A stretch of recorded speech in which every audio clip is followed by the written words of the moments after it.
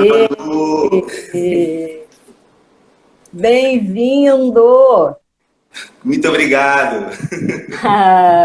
Muito, muito feliz de você ter aceito o meu convite. Eu que fico mais feliz ainda. Que bom te rever, que saudade. Vou te falar que você foi uma das primeiras pessoas que eu pensei quando eu tive Sério? essa ideia da live Razões para Viver. Eu acho que daqui a pouco, né, daqui a pouquinho, quando a gente contar a nossa história, né, como é que a gente se conheceu. Minha mãe acabou de entrar aqui, a responsa. Nossa!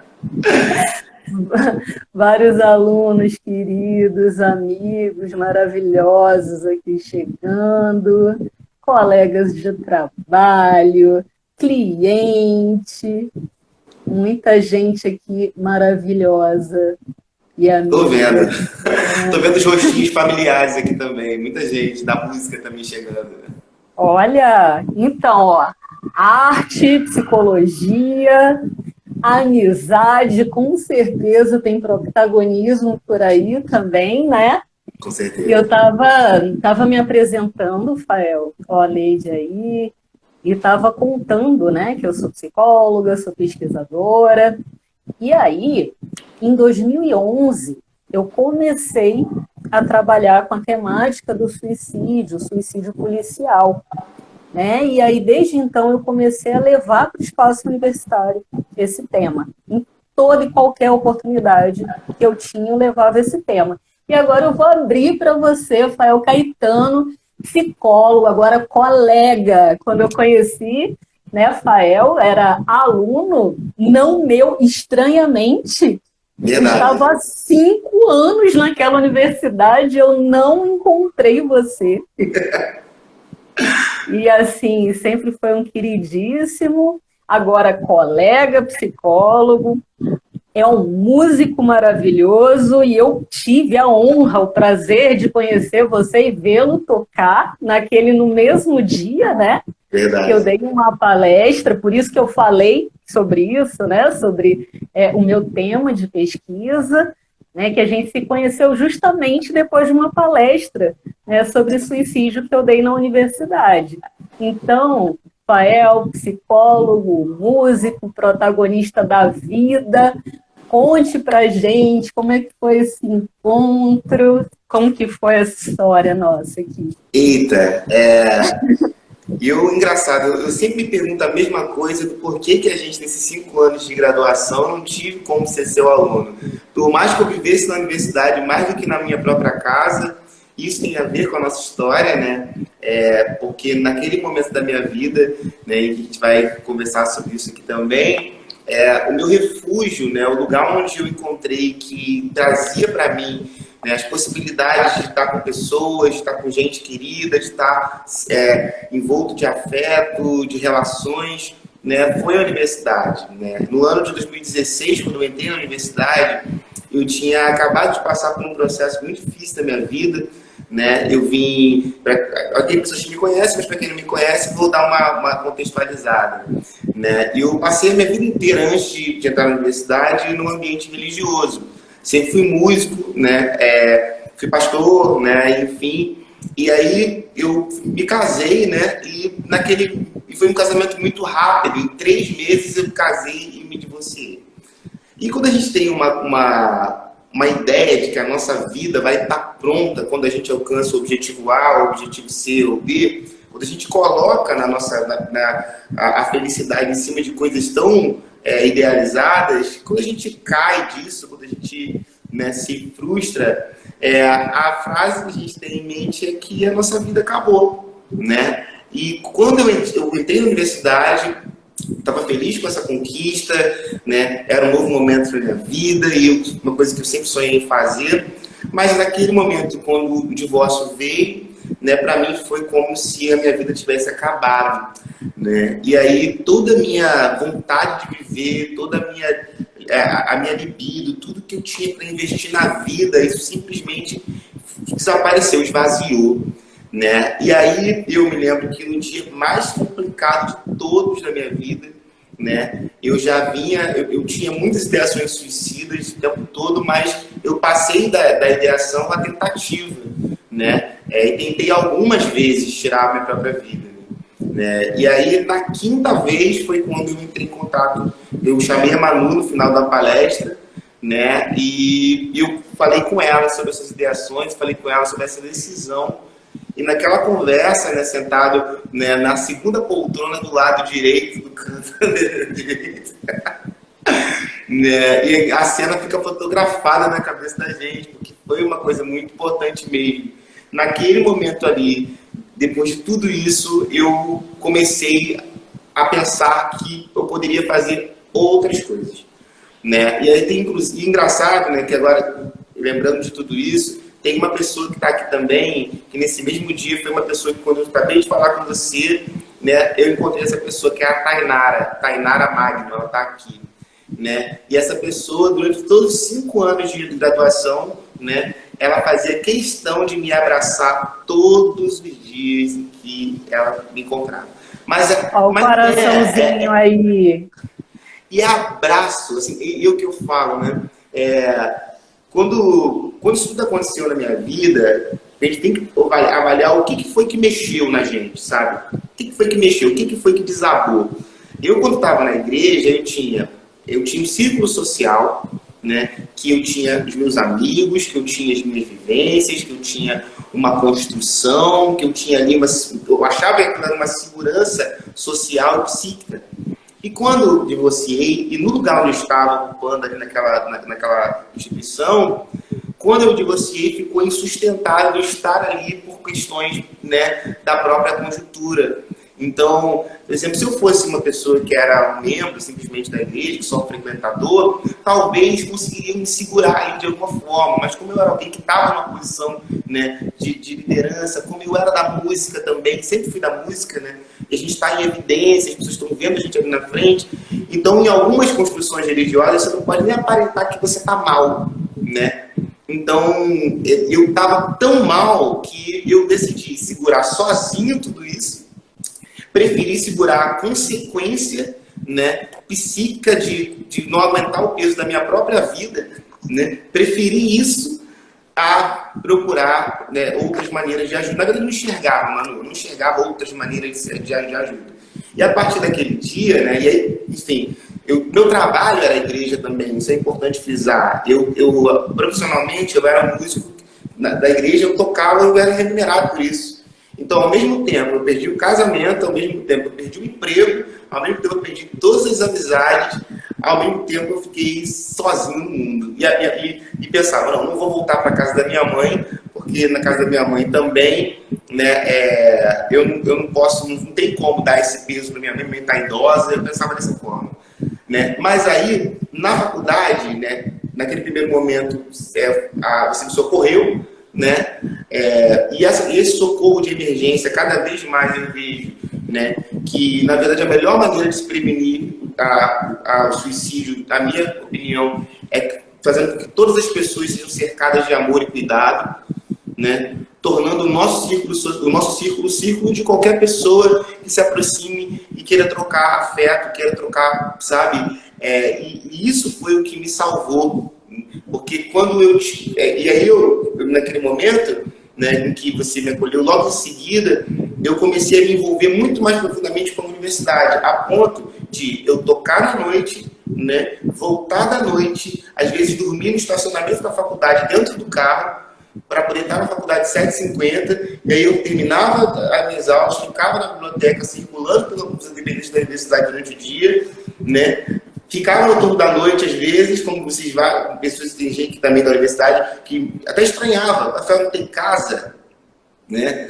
Eu precisava estar ali naquele ambiente. Então, eu ficava ali, e todos os turnos, e todos os professores, os funcionários, né? E aquelas pessoas se tornaram o meu vínculo afetivo social. E isso salvou a minha vida. Né? Isso salvou a minha vida.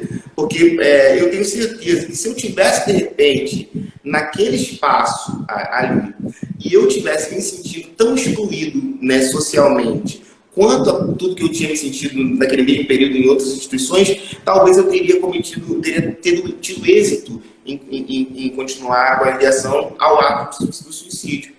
Né? E aí, aquilo foi muito importante. Então, eu me lembro logo em seguida disso, né, que as minhas amigas, que a Tainara está aqui representando, a Tainara, a Tairine, a Larissa, a Clarissa, Mariana, essas pessoas aquele grupinho, sabe, do primeiro período, que te pega, não, então vamos andar juntos, então vamos comer juntos, vamos sentar juntos, vamos fazer grupo de WhatsApp. Esse grupinho foi fundamental. Até aí teve duas coisas também que foram muito importantes, porque eu também não tinha consciência de, nesse momento, tomar essas decisões, eu não estava conseguindo pensar. O único pensamento recorrente que vinha na minha cabeça era que eu precisava dar fim a isso tudo, que eu precisaria morrer. Né? E eu digo, engraçado, Manu, essa parte eu não sei se eu comentei com você, mas na minha cabeça, o pensamento de divorciar era tão calcificado pela questão religiosa, que na minha cabeça, eu não sei se tem algum evangélico aqui que lembra desse versículo, né? Que o casamento é até que a morte os separe.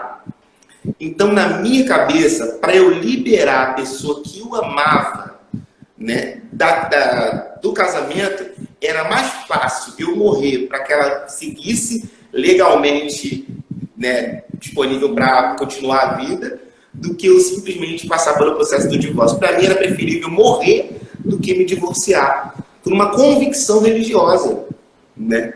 Então, isso foi muito difícil de quebrar. E aí, quando aconteceu, né, continuando, eu procurei, né, ajuda profissional. E aí é muito importante deixar claro como foi esse processo de procurar ajuda profissional. Eu sabia que eu estava mal fisicamente, eu sabia que eu estava mal psiquicamente, e eu sabia que a minha espiritualidade também estava prejudicada por conta desse processo. Eu sabia, assim, se eu procurasse naquele momento só ajuda psicológica, naquele momento, eu sabia, talvez não fosse, não estou falando que a psicologia não tem a sua potência, ela tem, eu sou psicólogo também, ela tem a sua potência, mas eu tinha passado, naquele dia que eu falei com você, eu estava 3 dias sem comer. Não era sem comer porque não tinha comida, era sem comer porque eu não tinha fome, né? Então, não tinha vontade de comer, né? Então, eu precisei de ajuda para isso, eu precisei procurar um psiquiatra no primeiro momento, precisei tomar remédio por um pouco tempo, precisei tomar antidepressivo por um tempo. Comecei a fazer um processo de psicoterapia, eu faço análise até hoje, né? Não pretendo parar. Então, ter ajuda médica, ter ajuda, fazer análise e ter pessoas à minha volta que eram esclarecidas no âmbito espiritual, né? Que deixaram claro para mim que a religião é só um pedaço da experiência da espiritualidade. Religião não comporta toda a espiritualidade, e a minha religião também não comportava toda a espiritualidade. Então, é muito fácil em momentos como esse, Manu, a gente punir o divino, né? Tentar se vingar porque aconteceu alguma coisa. Mas foi Deus que permitiu, então Deus está errado, né? E a culpa é de Deus, a culpa é das estrelas, né? Parafraseando. Então, não, na verdade, aquele momento ali é um interpé da vida, né? Em que a gente não tem capacidade de lidar com tanto conteúdo ao mesmo tempo. Então, eu precisei, né? E, como todos nós acreditamos, precisei de toda uma estrutura para lidar com isso, né? E aí, no decorrer do primeiro, né, 2016, 2017, 2018, isso veio eu vim conseguindo transformar isso, toda essa dor, né? Inclusive, isso é uma coisa muito importante de colocar, nem tudo que eu produzi de arte nesse momento, né, de 2016 a 2017 e meio, para 2018, nem tudo isso eu transformei em arte para mostrar, né? Por exemplo, tiveram canções que eu escrevi que foram simplesmente para sublimar toda aquela dor, simplesmente para colocar aquilo num ambiente, né, num lugar que simbolizasse o que não tinha simbólico, né? Eu precisava ter aparato simbólico para lidar com tanta dor. Então, eu precisei a arte entrou aí, né? Chegou um momento em que eu não conseguia produzir, só conseguia consumir a arte. Chegou um momento que eu estava tão cego que eu não conseguia nem isso.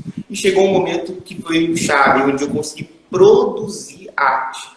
E aí, a partir disso, foi quando eu comecei a mudar a minha perspectiva em relação à vida e tomar a minha carreira musical, né, de volta e conseguir avançar com ela. O desejo de viver foi entrando, foi voltando, foi nascendo, foi fluindo do desejo de fazer arte, né? E isso escorreu para as outras coisas na minha vida. Então, aí, nesse momento, foi quando eu comecei a me envolver com iniciação científica, né? Comecei a me envolver com pesquisa, né? Consegui concluir o curso com as 2 iniciações científicas que eu fiz, né? Consegui, tomei o desejo de viver, brotou, por exemplo, de começar a ir para outros estados, apresentar trabalho, de começar a ir conhecer outras culturas, outras ideias, né, de me abrir para a vida, e isso ampliou tudo, né? Isso ampliou os outros horizontes, né? Coisas que eu, por exemplo, na igreja, eu nunca imaginei, quando eu era na igreja, que eu poderia, por exemplo, ter uma perspectiva de carreira tão interessante na música, no samba e no pagode. Eu nunca imaginei que hoje as pessoas iam olhar para mim e falar assim: nossa, Fernando, você hoje é um pagodeiro. Eu nunca imaginei, né, que isso poderia acontecer. E hoje meu trabalho, né, 80% do que eu faço é entrelaçado ao samba e ao pagode, né? Então, olha que coisa, olha que possibilidade de vida que é impossível de eu projetar enquanto eu estava naquele pensamento, né? Então, hoje, quando eu vejo esse atravessamento da arte com a psicologia, né, eu sinceramente, eu vejo que só foi possível repensar a minha vida como uma obra de arte depois que eu reorganizei internamente o que eu pensava. E só com a psicologia foi possível fazer isso. Sem a psicologia não seria possível fazer isso. Então, no primeiro ponto, assim, primeiro bloco, em resumo, foi: conheci você, comecei a estudar, comecei a fazer terapia, tomei remédio, não, acho que nunca você pode deixar de lado, tomei remédio sim, o tempo que foi necessário. Tive momentos também no meio do processo em que, não foi, gente, minha opinião, né, o processo psíquico não é uma reta de subida, que eu vou crescendo, crescendo, melhorando, melhorando, melhorando, e vou chegar lá no ápice, numa coisa que não. Eu vou ter altos e baixos, né? Parei de tomar remédio, mas chegou um tempo que eu comecei a usar álcool compulsivamente, né? Eu estou no ambiente da música, num ambiente que é muito álcool, é muita droga, é muita... Não precisa ser uma pessoa que é muito experimentada nesse meio para saber disso. A gente está à mercê disso o tempo todo. Então a gente se apega, né, a essas coisas também. Então tem muito trabalho ligando para os outros de madrugadas, para chorar, para contar a mesma história 250 mil vezes, para chorar as mesmas dores. Mas o mais importante me acolho enquanto humano nesse processo. Isso não é uma anomalia, isso é algo natural, isso é algo meu, é algo da minha história. E que eu não tenho vergonha de assumir, né? Então, e aí esse processo tem sido até esse momento. A princípio seria essa introdução. Maravilhoso. Então, Fael, no dia que eu te conheci, eu nunca mais esqueci. Porque foram exatamente, eu olhei no relógio, foi 1h30 de conversa. 1h30. E assim, teve um antes e um depois. Eu te conheci naquele momento, eu vi o seu estado, né? Como você falou, você estava 3 dias sem comer, você estava muito abatido, né? Você estava muito mal quando eu conheci você. E aí depois eu vi o seu processo ali de recuperação e você não parou mais, sabe? E é muito bonito de ver, né? A potência de vida que tem aí, né? Assim, o quanto que essas coisas todas, né? Porque não foi uma coisa só, né? O acolhimento é fundamental, né? Ter uma rede de apoio, né? Porque assim, foi um acolhimento no momento ali emergencial, mas você teve toda a sua rede ali também, né? E grupo no WhatsApp, e poder ter para quem ligar, ter para quem pedir ajuda, ter a quem recorrer, né? E assim, você poder se abrir ali para um processo terapêutico, né? E sim, recorrer ao uso do psicofármaco, porque foi importante naquele momento, né? Sem preconceito, e assim, várias coisas. E uma coisa, Rafael, assim, que foi muito emblemática para mim, assim, né, a sua história, esse nosso encontro, foi muito emblemático, porque assim, isso aconteceu, eu já vi outras situações, e assim, de outros alunos, né, falarem, contarem, assim, quase que em segredo mesmo que isso estava acontecendo, né, falar sobre, né, uma ideação suicida, ou então falar sobre um processo ali de adoecimento, e com muita vergonha. Muita vergonha. E eu via coisas do tipo, mas professora, eu estudo sobre depressão. Eu não posso ter depressão. Nossa.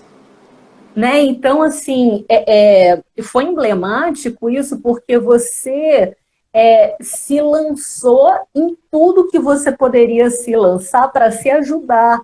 Né? E você não ficou ali agarrado ali nesse dilema de eu sou estudante de psicologia, eu não posso adoecer, eu não posso buscar ajuda, ou ninguém pode saber. Né? Tanto que, assim, antes, quando eu convidei você, como eu disse, você foi uma das primeiras pessoas, né, que me veio à cabeça para fazer essa live. Eu entrei em contato com você, eu falei, então, Fael, até que nível de profundidade você quer ir? Né? Você quer falar sobre crise, sobre momentos difíceis, ou você quer entrar, quer aprofundar e especificar? Você falou, não, eu quero falar tudo. Quero contar minha história. Né? Então, assim, sem medo, né, de você falar, não, sim, como estudante de psicologia, eu passei por isso, sou psicólogo, entendo o processo, né, e assim, sei o quão difícil que isso é. E eu também entendo os altos e os baixos, como você falou, não é uma linha reta de você ir numa progressão ali, né, e ficar, estou curado. Não, altos e baixos, né? Sim, sim. Inclusive, eu estava pensando nisso, se não fossem os abraços diários, né?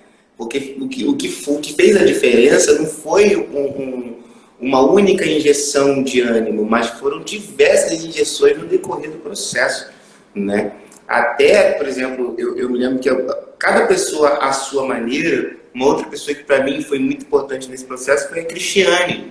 Né? A Cristiane Guimarães, minha professora e minha orientadora, né? Inclusive minha orientadora do TCC foi ela, né? E assim, ela tinha um jeito de expressar para mim o quanto ela queria o meu bem, de um jeito completamente diferente de todo mundo. Ela chegava para mim e ela me cobrava, fazia aquele papel assim, sabe, de olha, extrai de você o seu melhor, vai lá, né?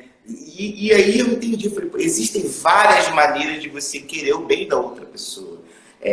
Infelizmente, ainda mais a gente que está muito vulnerável, a gente fica muito demandante, né, por exemplo, de uma expressão específica de afeto. Então, se me deixasse, eu ficaria abraçado com as pessoas o dia inteiro. Porque eu queria colo, eu queria abraço. Não te julgo, não te julgo. A pessoa que está aqui nesse apartamento há 1 ano, praticamente vai fazer 1 ano que estou aqui sem abraços, não te julgo. Sim. Eu acho que quando puder abraçar, eu vou ficar abraçada durante pelo menos umas 5 horas. Exatamente. Eu pensei nisso, cara, mas tem pessoas que precisam. A gente precisa abraçar, precisa recarregar as energias, mas às vezes a gente tem que, não, peraí, agora sai daqui, dá um passo na vida, faz alguma coisa, né? Porque se você ficar só aqui, você também não anda, né? Então, igual, por exemplo, se eu voltasse para casa da minha mãe, talvez naquele momento, né, eu ia voltar ao ponto de uma vulnerabilidade, de estar tão vulnerável, né, que eu poderia voltar a ser dependente demais e não conseguir ser protagonista, por exemplo. Né? Então, às vezes, eu sei que é difícil, assim, não é fácil mesmo você tem que dar o primeiro passo para frente. Não é fácil, tá? Mas se der e acontecer alguma coisa, aquela pequena coisa que acontecer já pode ser combustível para uma outra coisa, sabe? Eu não imaginei, por exemplo, que eu fosse poder voltar a trabalhar mesmo profissionalmente, né, com tanta energia quanto eu tinha antes, né? Eu achava que, por exemplo, igual dormir, né? Eu tinha dois extremos. Ou eu dormia 2 horinhas e acordava chorando, desesperado, mal, ou eu dormia 18 horas, né? Então, aí eu sumia da faculdade 2, 3 dias, alguém já estava me ligando, né? Aconteceu de eu sumir da faculdade 3 dias e a pessoa vir na minha casa, né? Porque eu cheguei para os meus amigos mais próximos, aqui está aqui meu endereço, eu moro aqui, né? Então, isso é importante. Teve gente que, no primeiro momento, eu sei que pareceu assim, se eu fosse pensar hoje, estando como eu estou hoje, é até chato, a pessoa fica insistindo tanto. Você está bem? Você está bem? Como é que você está? Aonde você está? Posso encontrar você? Né? Então, isso aconteceu muito comigo lá, sabe? De pessoas irem na casa da minha mãe, olha, Dona Maria, o Rafael não está bem. Teve um dia emblemático, que foi assim, uma coisa surreal. Eu estava de manhã indo para a faculdade, quando eu abri a porta, minha mãe estava sentada na porta da minha casa. Minha mãe fez uma vigília na porta da minha casa para saber se eu estava dormindo bem. Então ela estava velando o meu sono ou se eu ouvisse qualquer barulho, ela ia bater na porta, opa, tudo bem aí? Né? Então são coisas que assim, eu falo, eu fui abençoado por uma rede de proteção, uma rede de cuidado que eu não sei, assim, eu não tenho palavras para agradecer. Se eu fosse falar todo mundo, passar 1 hora aqui de live só falando o nome de todo mundo. Foi muita gente. Aliás, Fael, você está trazendo tantos temas fundamentais que, assim, que a gente poderia fazer o desdobramento disso 1 ano de live, né? Uma live para cada tema que você está trazendo, né? Absolutamente fundamental foi a importância do espaço universitário, do acolhimento do espaço universitário, da universidade ser um espaço acolhedor, né? Você se sentia abraçado nesse lugar, né? Então, quanto que isso é importante? Porque existe um risco bastante significativo, né, de suicídio entre estudantes universitários. Sim, sim. Então, quanto que isso é também uma responsabilidade desse espaço, dessa instituição, na prevenção do suicídio, né? Sim, e pegando um gancho no que você disse, eu lembrei que a minha primeira pesquisa de iniciação científica foi sobre a saúde mental dos estudantes de psicologia, que foi um trabalho que aconteceu depois, né, que uma coisa que naquela época eu fazia muito, eu me expunha muito nas redes sociais, eu postava muito e tal, e aí aconteceu, né, que muitas pessoas que sentiam coisas como eu começaram a me procurar, né, e aí gente que se automutilava, né, gente que tomava medicações abertas com o intuito de tentar suicidar, né, gente que tentava, relatos assim, de todo tipo. E aí eu cheguei para a Cristiane e eu falei, Cristiane, a gente podia fazer uma pesquisa sobre a saúde mental dos estudantes de psicologia. O que você acha? Né? E aí comentei com ela sobre alguns relatos e tal, e aí ela chegou, por que essa não pode ser a nossa pesquisa de produtividade? Por que não pode ser? Por que a gente não submete ela? E aí submetemos e concluímos ela, publicamos essa pesquisa, fomos apresentar no Seminário Nacional da Estácio, apresentamos ela em Salvador, né? Então, são coisas que, olha, e aí a partir dessa pesquisa, a gente começou na universidade a estudar temas que não eram abstratos, alheios à vida social na universidade. No PAP, que é o grupo que ele fazia parte, começou a estudar, fazer, não faço ainda porque ainda não me desliguei, ainda não fiz isso, eu não consegui cortar o cordão umbilical ainda. A gente pesquisa sobre temas que estão em torno da vida da universidade, da vida dos alunos, da vida dos professores, né? Isso abriu muito leque para a gente dentro da instituição.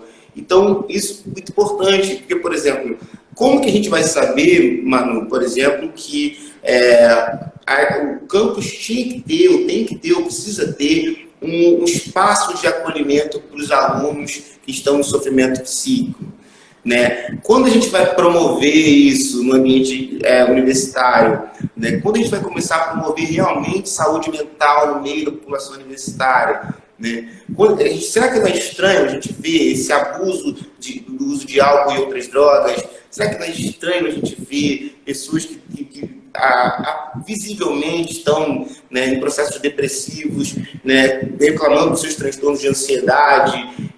E a gente vai continuar apenas trabalhando, né, no campo do que é o conhecimento duro, né? Então eu tenho muitas reflexões sobre isso. Quando que a saúde mental vai entrar na pauta, né, entre os alunos universitários, entre os estudantes, né? Porque assim, a saúde mental entra na pauta, né, como ok, né, vamos nos preparar para cuidar da saúde mental da população, tá aí a nossa. Sim, verdade. Né, como que fica, né, o autocuidado? Porque isso daí não acaba, né, no curso universitário.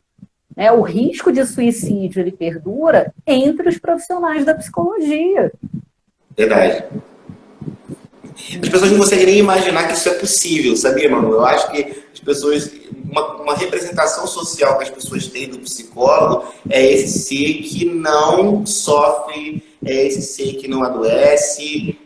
Inclusive, uma das lives fala sobre isso, né? Nas lives dessa sua série, né? Quando o profissional de psicologia ele adoece sim, adoece psicicamente sim, né? É gente, é ser humano. Né? A gente não está num pedestal inalcançável ao sofrimento, a gente está, às vezes, até mais vulnerável, dependendo de onde a gente está trabalhando, dependendo do que a gente está fazendo. Igual, por exemplo, se eu não estivesse nesse momento agora, que a minha profissão está sendo uma profissão que a gente tem que sair de casa para trabalhar, infelizmente, né? A música para e volta, fica parando e voltando, a gente fica se expondo, não tem, a gente tenta escolher estabelecimentos que atendem minimamente, né, a alguma norma de segurança, mas imagina se lidar com o estresse que você pode sair de casa e pegar uma doença mortal todos os dias, né? Essa insalubridade, ela acontece em todo o ambiente, em todas as profissões. E na psicologia também tem pessoas que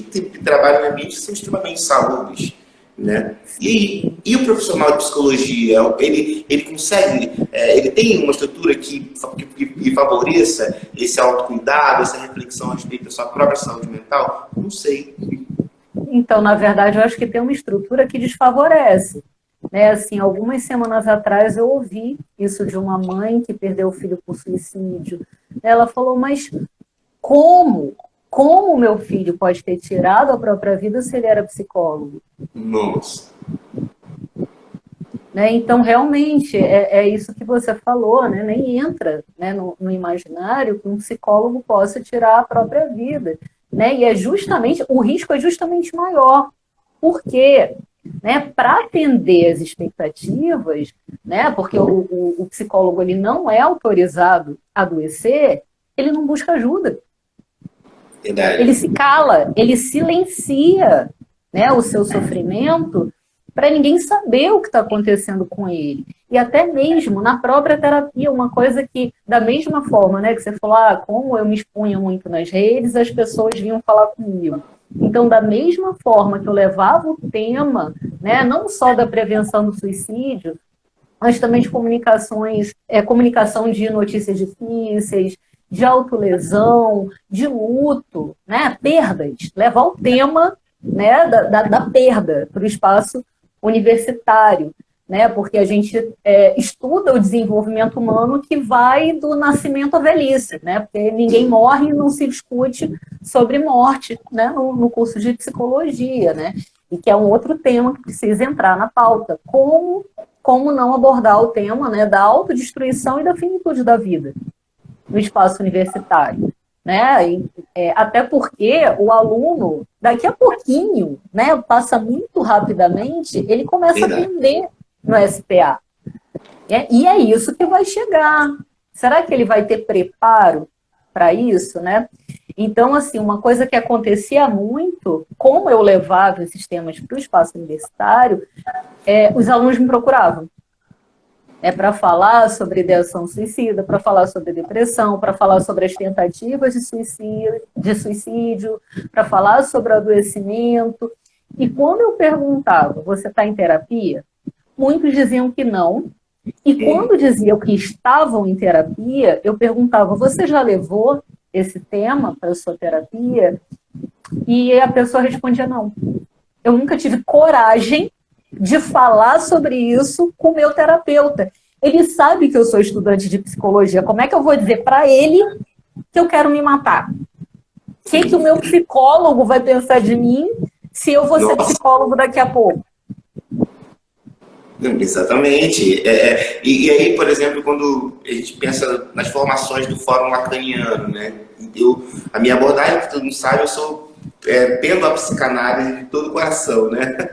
E aí, eu com a galera, conversando, porque você tem que passar pelo cartel do passe para você, né? Você tem que concluir sua análise, você se autoriza, mas autorizado pelos seus pares. E aí, a gente vê muitas pessoas que estão em processo, dizem estar em processo de análise, que estão assim, sabe? De não se expor, de não falar o que realmente, porque acham que o título de psicanalista, o título de analista, uma escola lacaniana, acha que isso é o que vai dar uma estrutura profissional para ele de, não, eu sou reconhecido pelos meus pares, então eu posso dizer que eu sou um analista. E não mesmo, né? Se você precisa ser muito corajoso para você mergulhar esse ponto, né, no lodo da sua própria existência.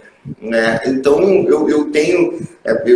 engraçado que eu acho que isso foi o que foi... Uma pessoa perguntou aqui colocou nos comentários o que me fez procurar ajuda. Foi ver que não tinha outro jeito mesmo. E aí foi chegar e falar a verdade porque eu estava compreendendo em mim.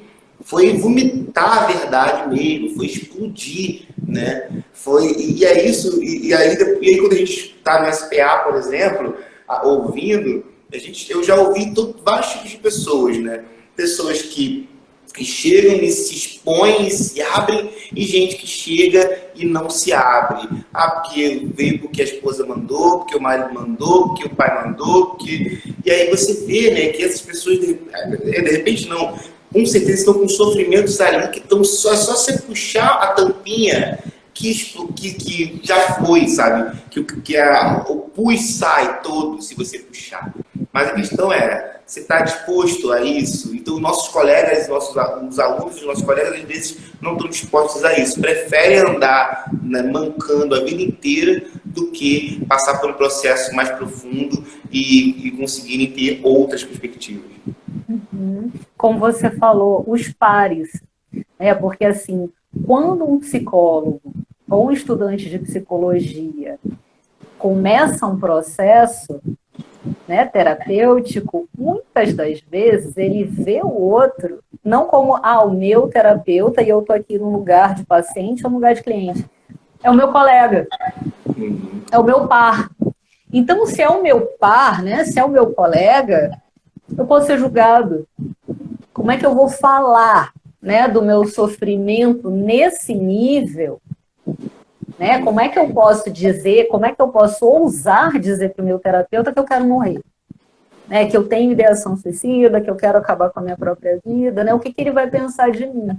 E aí é o pior dos infernos, né? Porque nem, né, no seu espaço, que é um espaço, né, para se trabalhar, um espaço, né, que sim, que você pode, que você tem abertura, ou teria abertura ali, né, para falar das suas dores mais profundas, e aí você não fala por medo do julgamento, né? Isso acontecia muito, de muitos alunos irem falar comigo, né? Eu ali, eu não estava, sou psicóloga, sou terapeuta, mas eu não estava no lugar de terapeuta. Quando um aluno vinha me procurar, ele via ali uma pessoa que não ia julgá-lo, né? Por eu trabalhar, por eu levar e falar sobre, e assim, e eu levo para a sala de aula. Eu não levo só para palestras e para dar palestras ou cine debates ou para mesas ali de eventos, mas eu levo muito para a sala de aula. Então, é assim, tá, então ela não, essa pessoa aí não vai me julgar. Então, posso, com essa pessoa, né, eu posso falar sobre isso. Né? Então, quanto que é importante falar sobre isso e desestigmatizar. Né? Você em algum momento falou sobre idealização, não lembro mais o contexto, né? Então, quanto que é importante também quebrar essa idealização, né, do psicólogo, que não adoece, né, que é super ali bem resolvido em tudo, né, tá imune, como estuda sobre, né, está acima do bem e do mal, só que não, né, continua, não perde status, né, de humano. Sim, sim. Engraçado, você falou da idealização, e até essa idealização do pós-formado, né? Ah, vou me formar e agora que eu estou formado, né, eu vou ter uma vida profissional com uma baita estabilidade financeira, eu vou fazer um concurso, e aí até essas idealizações, né, é claro que nós temos que ter metas e objetivos, não é por aí. A questão é essa super idealização de que as coisas vão acontecer exatamente do jeito que você planeja. Né? E aí, acho que é de uma sobriedade muito grande a gente, né, esclarecer de que a vida não acontece exatamente do jeito que a gente planeja. A vida tem lombadas mais elevadas do que a nossa suspensão aguenta passar, né? Né? Fazendo uma metáfora com o carro, é isso, às vezes tem lombada, às vezes tem buraco, né? Às vezes tem pistas que estão interditadas, né? Às vezes tem trajetos, às vezes você vai pegar contramão, às vezes você vai... É isso, né? A vida não é esse projeto estruturado. E para mim isso é muito difícil compreender, porque na minha cabeça eu tinha um projeto de vida muito estruturado, né? Para mim eu achava que eu ia casar, ter filhos, me formar, né? Pastorear uma igreja, ser psicólogo como segunda ocupação, né? E a música ser um instrumento aí de trabalho social, de ONG e tudo mais. Então esse era o caminho que eu tinha montado para mim. Aí falando, vou tomar sua mensagem de hoje mais cedo como base agora para poder falar sobre isso. Profundidade do que a gente pode falar, né? E aí, num dado momento, no meio desse processo todo, fui fazer uns exames de rotina, né? E descobri, né, que biologicamente eu não posso ser pai, né? E aí, olha que coisa. Aí o projeto fica mais... seria mais uma pancada na cabeça. Nossa, mas eu não tenho... o espermograma praticamente zero, né? E aí, assim, como assim? Né? Então, me de você, não posso ser pai, mas olha quantas possibilidades de paternidade, de vida, de troca de afeto, de lar, de família, de inclusão, né? Quantas possibilidades existem para além das nossas idealizações? Acho que esse ponto aí é o ponto que... Mas aí, enquanto a gente está pensando muito rígido, sabe? A gente não consegue ver isso. Né? A gente fica ali mergulhado na nossa própria neurose de uma forma que a gente não consegue ver que existe vida lá fora, né? Então, é isso. A rigidez cognitiva, né, é um dos principais fatores de risco para o suicídio. É justamente, né, ter uma idealização, fazer planos e não se adaptar quando eles não saem como a gente imagina, né? Porque a vida não é do jeito que a gente planeja, a vida não é do jeito que a gente, né, idealiza, do jeito que a gente imagina, né? Então, quanto que é importante a flexibilização das coisas, né?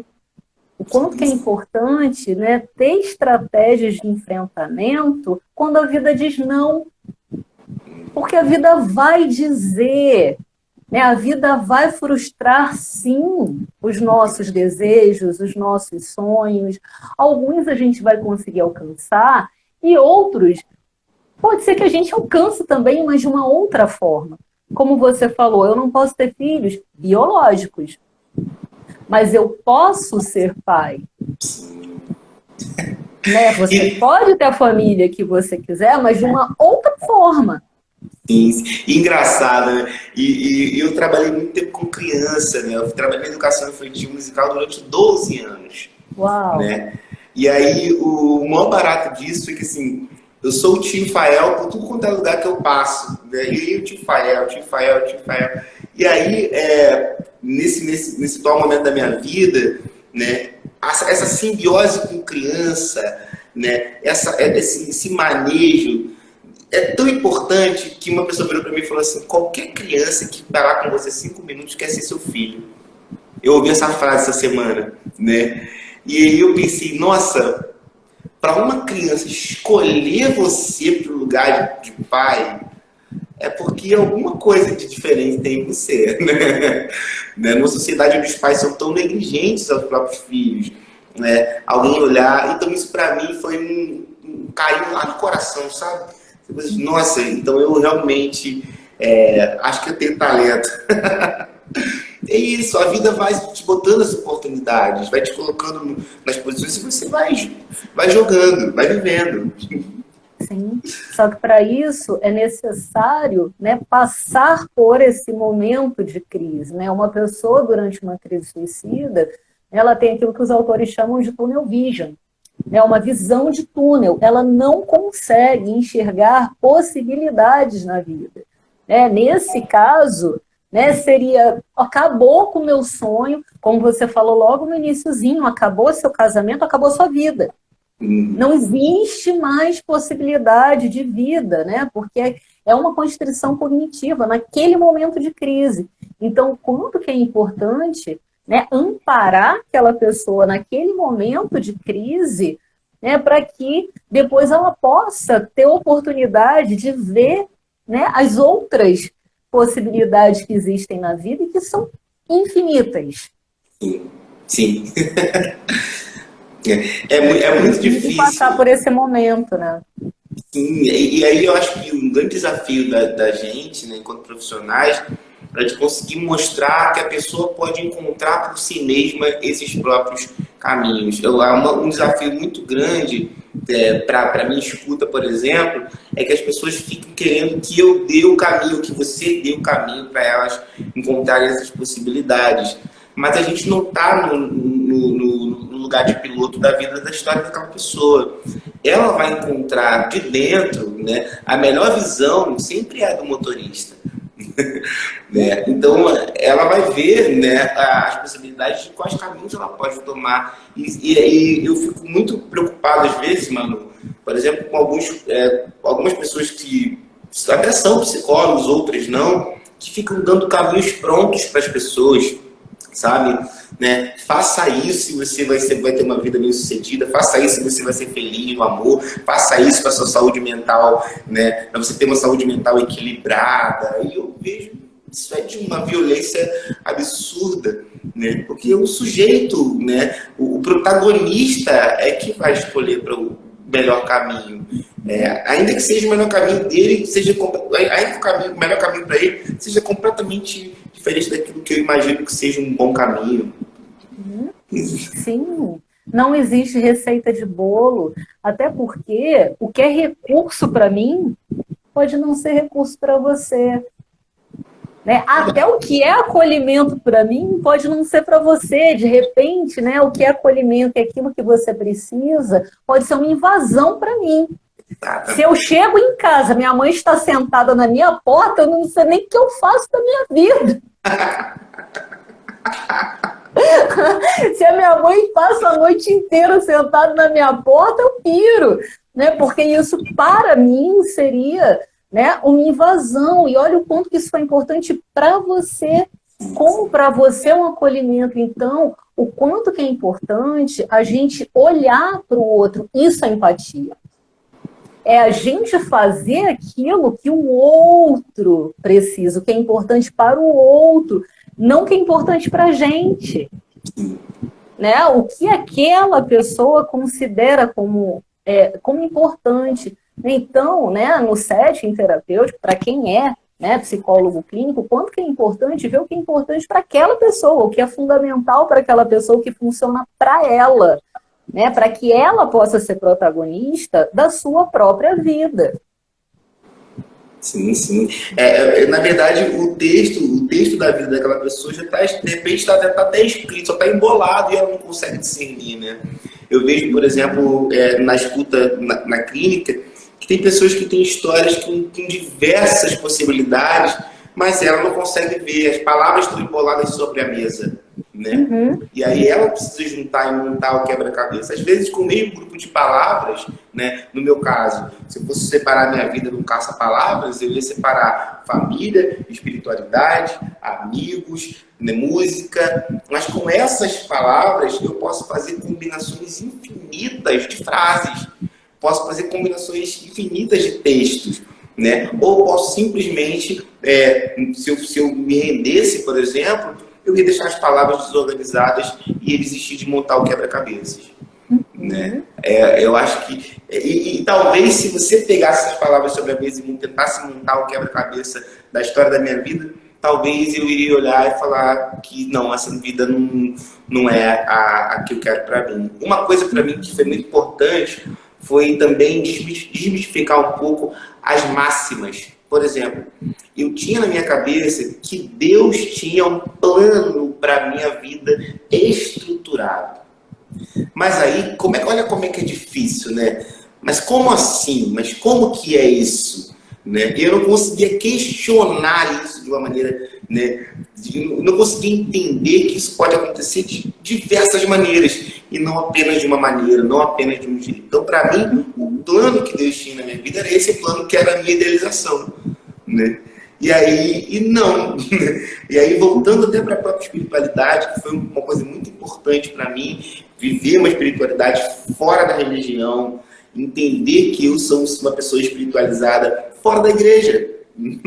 Né? Uhum. Entender que eu não deixei de acreditar nas coisas que eu acreditava porque eu não vivia no ambiente da igreja. Continuei sendo mesmo com o coração inclinado a isso. Né? E também, se eu fosse ateu, também não teria problema nenhum. Se eu tivesse outro entendimento sobre a espiritualidade, também não teria problema algum. Mas foi muito importante para mim ter esse contato com a espiritualidade sem os moldes da religião. Isso foi muito importante. Isso foi...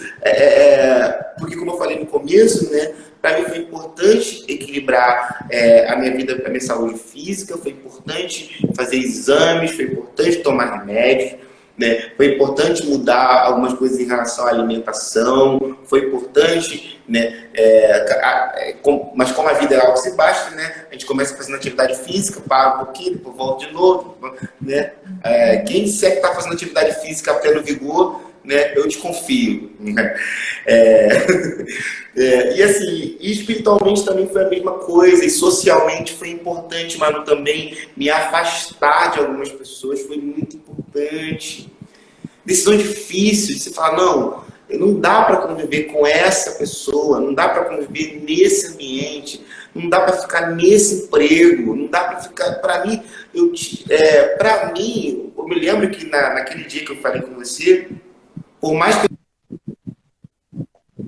eu seja apaixonado por educação infantil, por mais que eu adorasse o ambiente escolar, eu precisei pedir demissão da escola que eu trabalhava.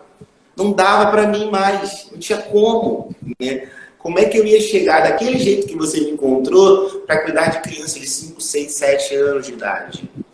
20 crianças numa turma, 25 em outra. Como é que eu ia chegar, né, para trazer alegria e musicalização para aquelas crianças se eu estava, sabe, arrasado? Então, e se eu dissesse... E engraçado que eu lembro também que quando eu tentei dizer para a diretora da escola que eu trabalhava na época que eu precisava, que eu não estava bem, que eu precisava né? E aí a resposta dela foi a pior resposta possível.